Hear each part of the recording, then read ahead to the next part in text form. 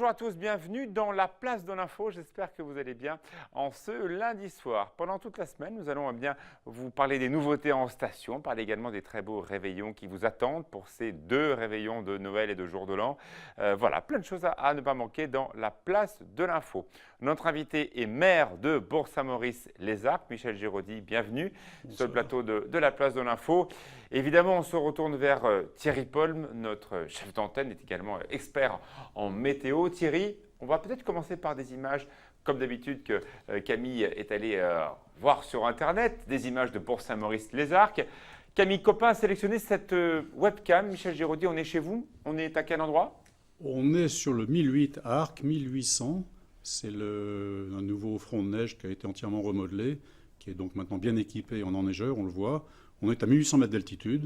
Vous savez qu'aux Arcs, il y a 4 stations, 1600, 1950, 2000 et 1800. Donc nous y sommes sur le front de neige. Depuis ce matin, les canons tournaient bien ce matin.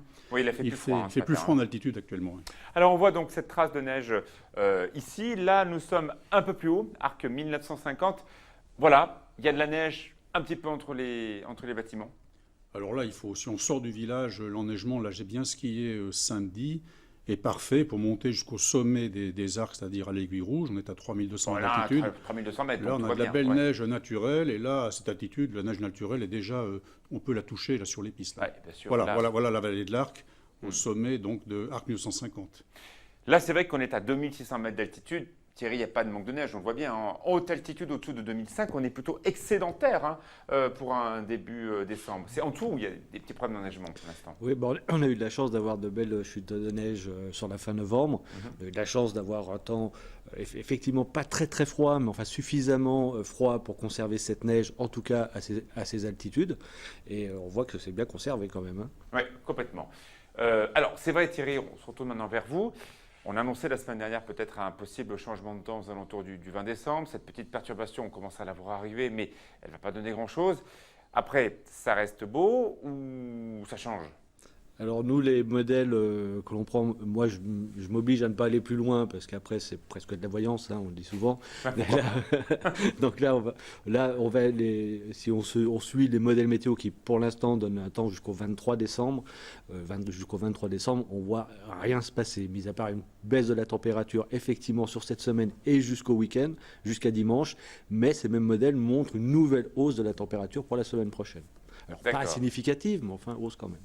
Donc il faudra faire avec, comme depuis 4 années consécutives. Je crois qu'on n'a pas vraiment le choix. Un début de saison un peu complexe. On en parlait avec Michel Giraudy. Thierry, on vous retrouve pour la météo dans la place de l'info.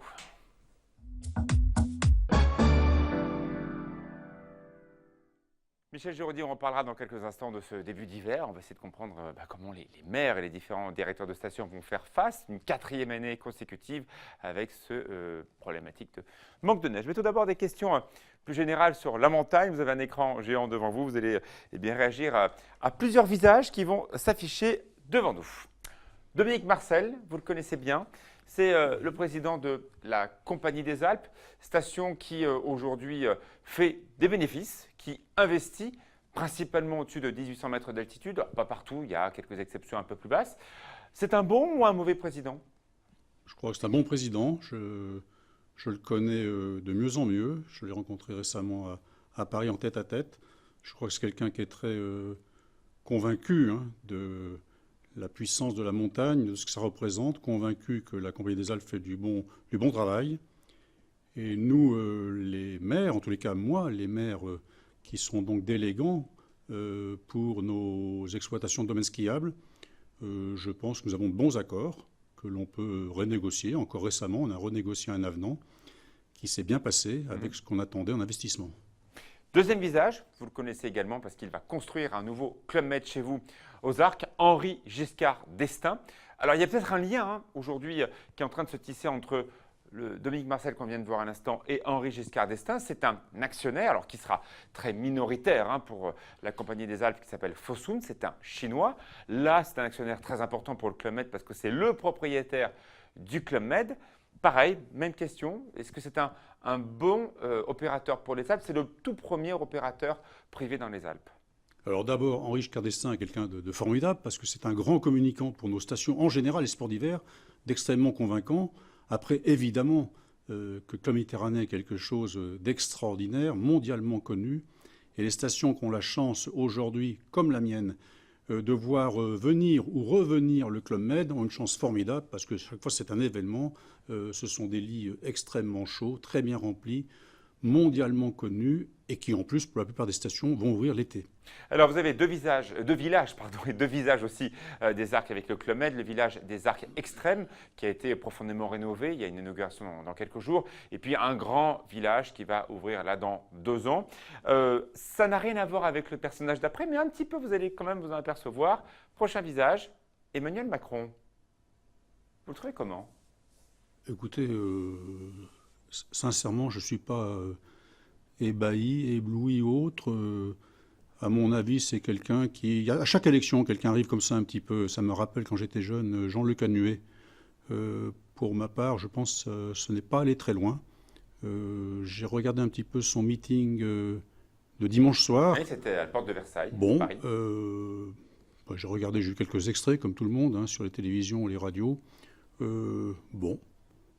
Pas convaincu pour ma part. Pas convaincu. Alors, il y a un lien avec le sujet de la montagne. C'est une prise de bec, pour dire les choses très clairement, avec Hervé Guémard, le président du département de la Savoie, et également avec Laurent Wauquiez.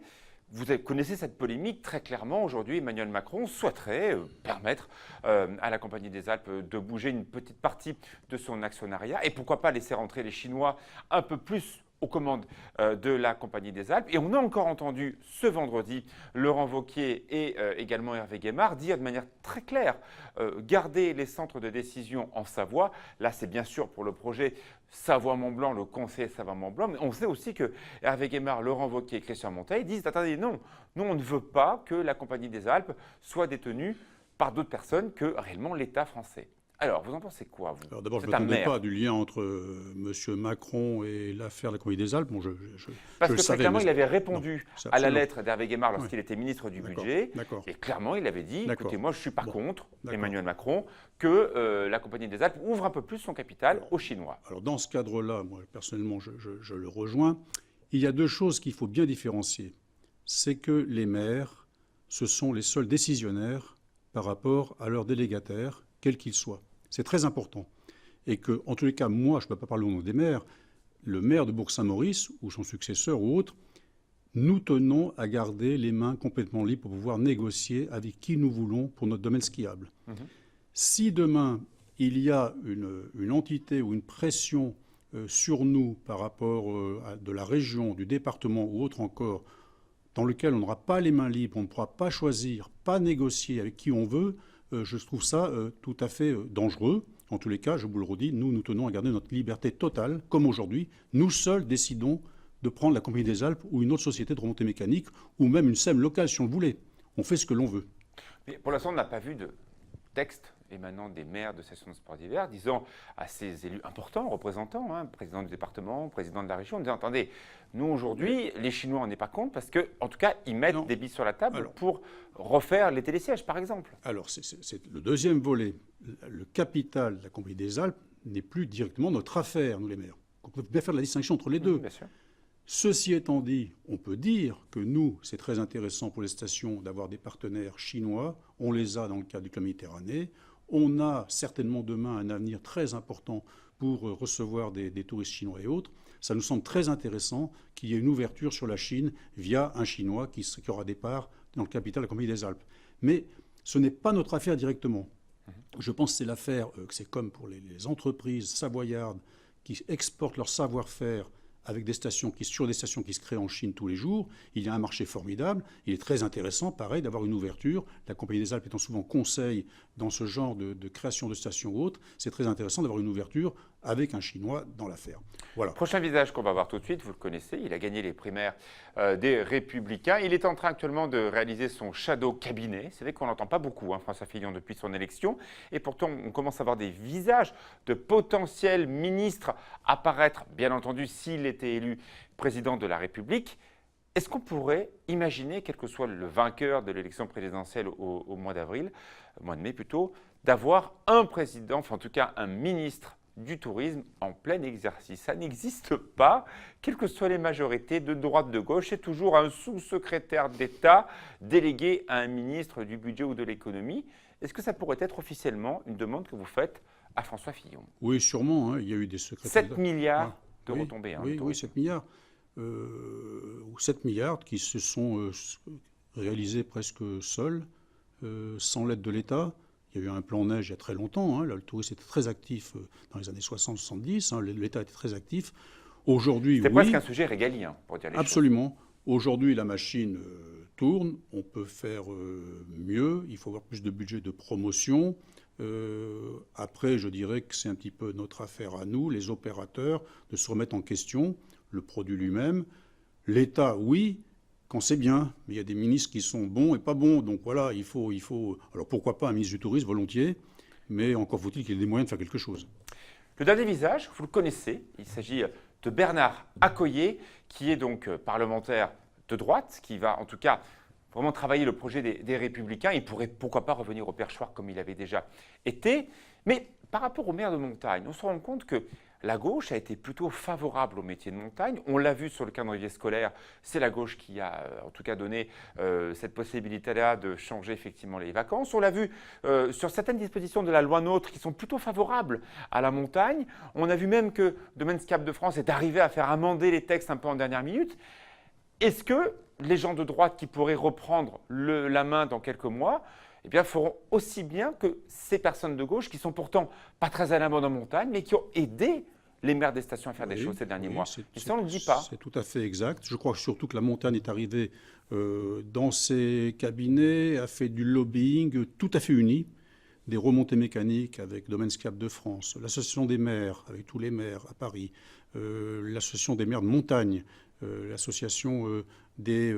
qu'est-ce qu'il y avait encore, la région, le département, bien sûr, tous nos élus, nos députés, tout le monde a parlé de la même voix. Donc très clairement, vous qui êtes un maire à droite, très clairement, comme beaucoup d'élus de montagne, vous considérez que le gouvernement, là qui termine en tout cas son action, a plutôt été favorable à votre action. Tout à fait. Hein. Écoutez, de toute façon, à chaque fois, hein, quelles que soient les majorités ou les oppositions, et quand même beaucoup de sujets, on peut s'entendre. Hein.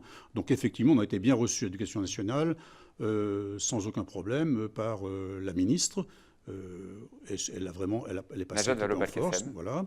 On a été soutenu par des sénateurs. Hein, il faut parler de M. Bouvard, etc., des sénateurs de Savoie, de Haute-Savoie. Tout le monde a joué le jeu. Joël Giraud aussi. Le syndicat des moniteurs, avec Gilles Chabert, très puissant, très bien introduit dans tous ses ministères, a su faire aussi le boulot. Donc vous dites à cet homme politique important, qui aujourd'hui en tout cas reprend encore plus d'importance, qui arrive à écrire une grande partie du projet des Républicains, attention, la gauche a été plutôt pas trop mauvaise pour les montagnes. Oui, mais demain la gauche sera, la droite sera aussi pas trop mauvaise et on s'entendra avec la gauche qui sera dans l'opposition. Ça se passe bien. Je veux dire, monsieur, vous êtes un révolutionnaire. Mais non, mais c'est parce que je crois qu'il y a quand même deux mondes. Hein. Il y a un certain monde qui dans les médias se bat sur tous les sujets, et puis il y a le monde qui existe politique sur place.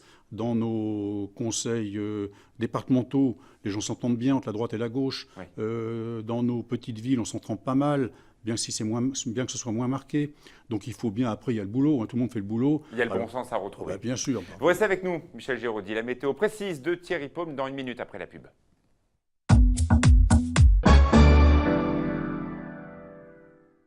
De retour dans la place de l'info, le maire de Bourg-Saint-Maurice-les-Arcs, Michel Giraudy, est avec nous. Thierry, des températures plus fraîches, on l'a vu aujourd'hui.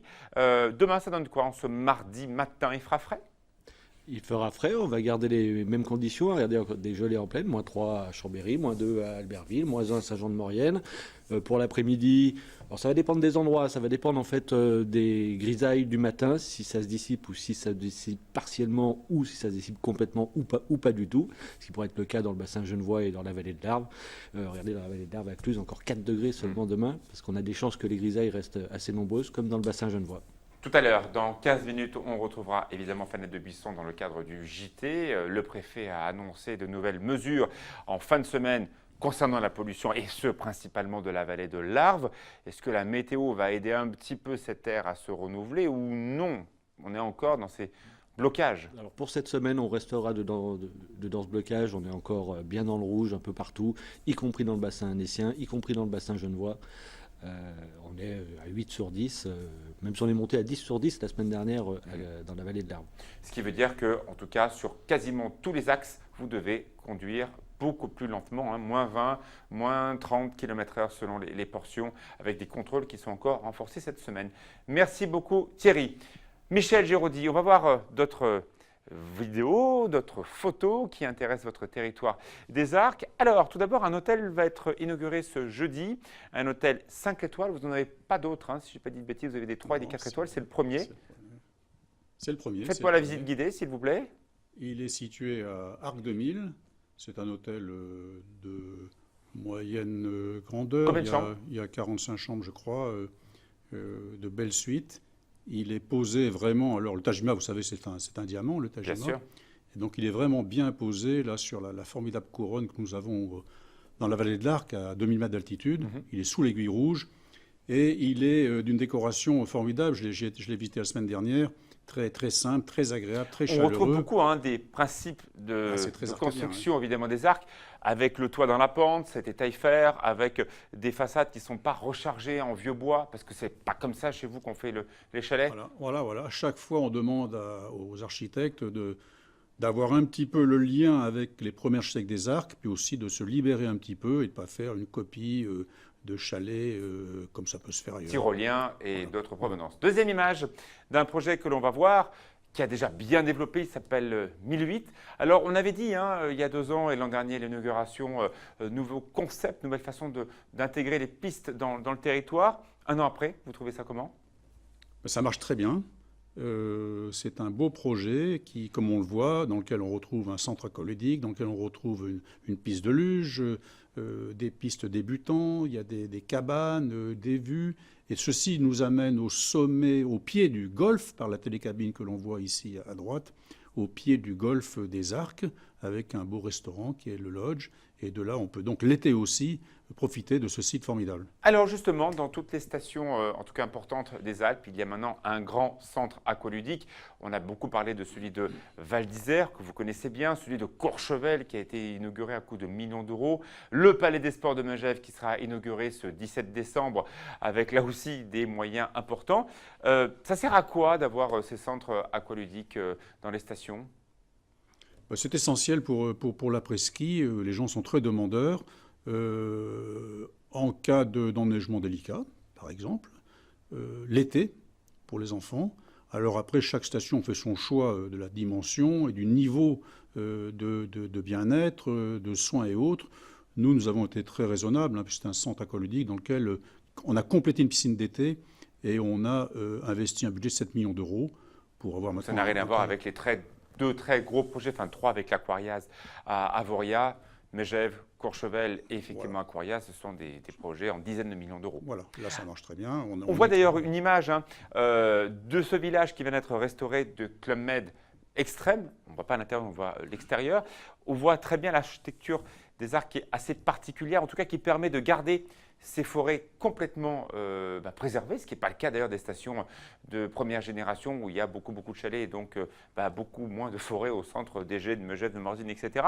À quoi ça sert de faire ces centres alors que tous ces villages qui sont en construction et le Club Med pour vous dans quelques temps, il y aura une piscine, il y aura des principes ludiques, donc ces clients ne vont pas aller dans vos spas. C'est un complément parce que nous avons quand même beaucoup d'appartements occupés par des propriétaires ou loués par des propriétaires.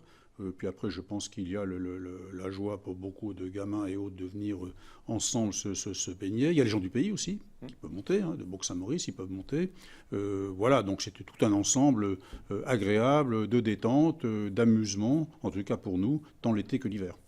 Prochaine image, vous la connaissez bien, c'est une chose que l'on fait très souvent chez vous aux Arcs. Alors, ce que l'on voit là, c'est une descente au flambeau. C'est un sujet un peu politique car une application de la loi Macron de simplification de l'économie a permis certains proches de la montagne à faire revenir les soirées en montagne. Vous montez avec le scooter ou la dameuse, vous dînez en altitude et vous redescendez au flambeau. Sauf que ce texte aujourd'hui, il est sur le marbre, c'est-à-dire clairement sur le bureau de tous les préfets de Savoie, de Haute-Savoie et d'Isère, bloqué, et ça ne bougera certainement pas avant les élections présidentielles. Pour vous, dommage, il faut aller plus loin ou pas? Est-ce qu'on a le droit de... Parce que les clients, ils aiment ces expériences nocturnes le soir. Alors, d'abord, il faut savoir qu'en accédant à certains chalets en remontée mécanique, il y a des autorisations du maire qui autorisent d'ouvrir jusqu'à minuit, 1 heure et de redescendre Oui, mais quand il y a la remontée mécanique qui va à côté et qui a le droit de rouler le soir parce que les pylônes sont éclairés. Voilà. La grande majorité, il n'y a pas ça. Voilà. Donc le reste, on attend aussi que cette loi, cette nouvelle réglementation sur les accès en engin avec des chenillettes soit possible. Il y a des restaurants où on peut accéder parce que c'est des restaurants qui ne sont pas sur les pistes, donc il y a des chemins, des voies préparées pour que l'engin monte, quoi. Oui, enfin la grande majorité, il y a une piste qui va autour. On sait bien que ça peut poser problématique avec les engins de damage. Même problème d'ailleurs pour les personnes qui le soir remontent le long des pistes en pot de phoque. C'est une mode aujourd'hui. Les gens, ils aiment être en montagne, surtout quand on a un début de saison compliqué encore une fois comme cette année.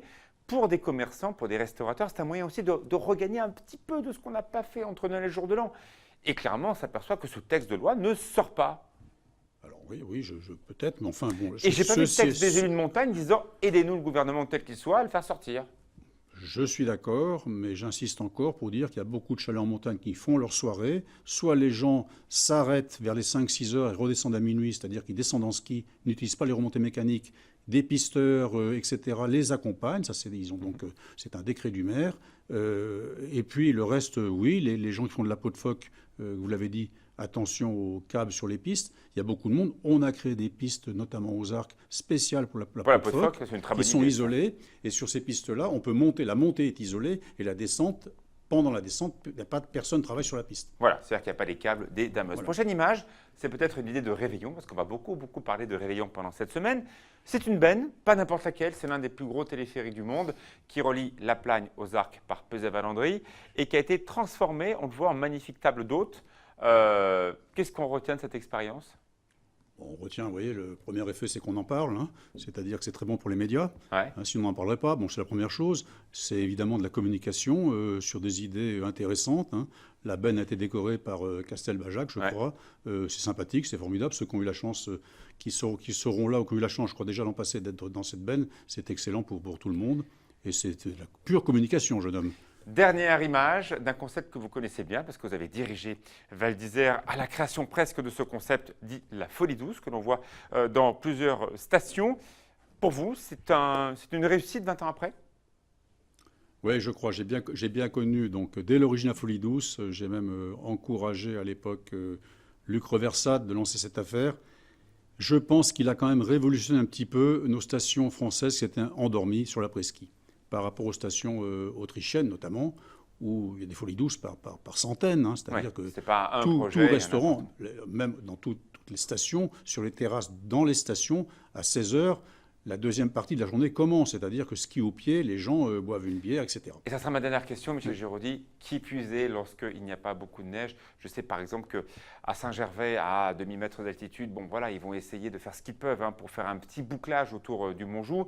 Le fait d'avoir une offre attractive et festive en haut de la petite boucle de neige qui aura pu être faite avec la neige de culture, ça donne un compliment. Je crois que c'est important. Hein. Il faut encore une fois, moi je commence un petit peu à être âgé un petit peu. Hein. Oh, ça va et encore. je crois qu'il faut, non mais je crois qu'il faut quand même, nous avons vécu cela d'une autre façon il y a 40 ans.